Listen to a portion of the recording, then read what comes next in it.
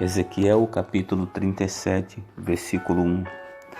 Veio sobre mim a mão do Senhor, e o Senhor me levou em espírito e me pôs no meio do vale que estava cheio de ossos. Eu queria que nesta noite você fechasse os seus olhos, onde você estiver aí agora, e imaginasse comigo que você estava chegando na tua casa depois de um dia longo e cansativo de trabalho. Você chegou, tomou o seu banho, jantou e foi para sua cama dormir. Como um bom cristão, dobrou o seu joelho e orou a Deus e pediu: Senhor, eu quero experiências com o Senhor, me dê visões do céu. Que tipo de visão você esperaria receber do Senhor? Mas de repente, quando você dorme, você se depara em espírito no meio de um vale, para se especificar melhor, no meio de um cemitério cheio de ossos secos, expostos à terra, expostos ao solo.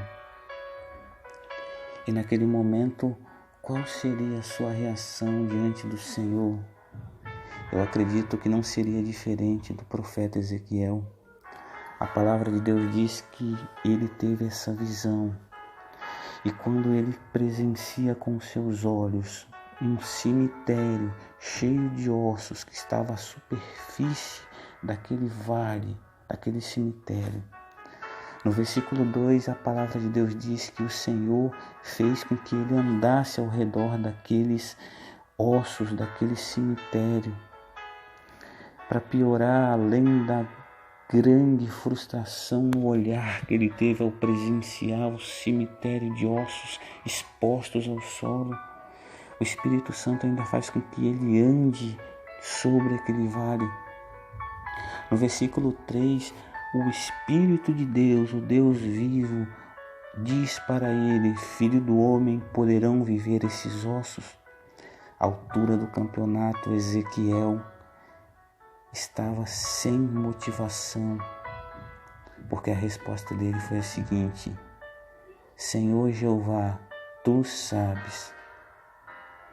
E no versículo 4, a palavra de Deus diz que o próprio Deus diz: então profetiza sobre esses ossos e diz: ossos secos, ouvi a palavra do Senhor.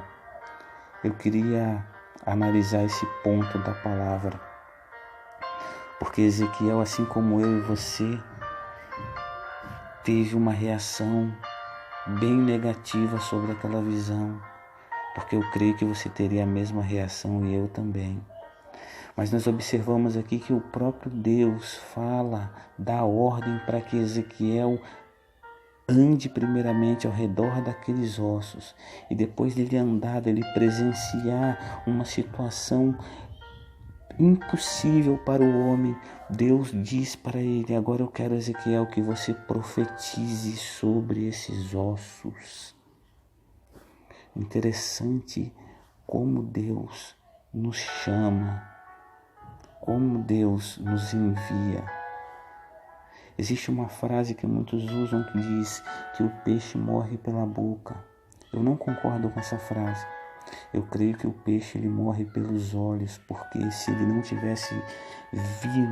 tivesse visto a isca, ele não iria até lá e não seria fisgado pela sua boca.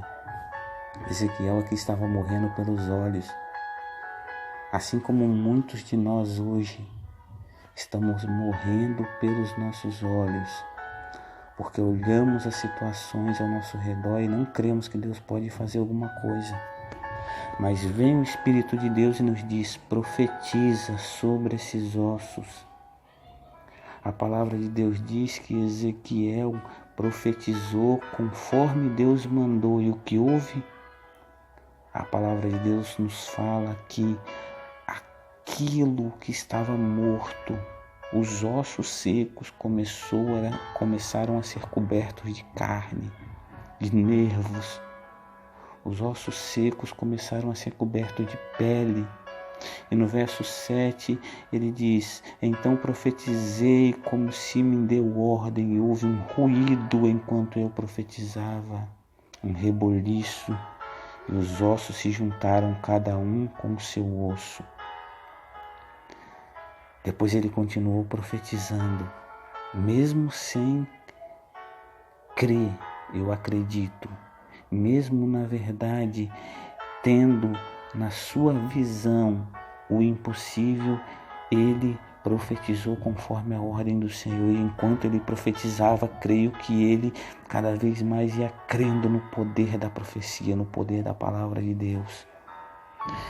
E para concluir, nós sabemos o resultado. A Bíblia diz que ele profetizou, e um exército se levantou, mas esse exército era um exército singular, diferente, era um exército imóvel que não tinha espírito, e ele profetizou o espírito e veio sobre eles, e um grande exército se levantou para a glória de Deus. Será que nessa noite você está tendo sentimento, a síndrome de Ezequiel?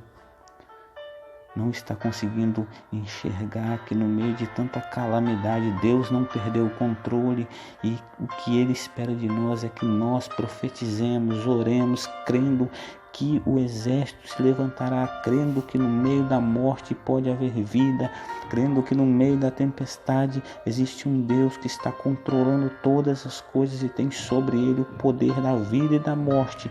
Por isso, nesse momento, eu peço, em nome de Jesus Cristo, que você ouça essa mensagem e reflita nessas palavras. Em nome de Jesus. Amém.